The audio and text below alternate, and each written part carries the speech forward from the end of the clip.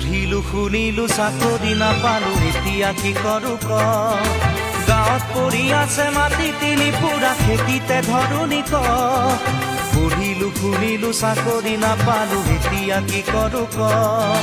গাঁৱত পৰি আছে মাটি তিনি পুৰা খেতিতে ধৰণি ক নাঙলৰ মুঠিতে কিমান শকতি আজি বুজি পালো মই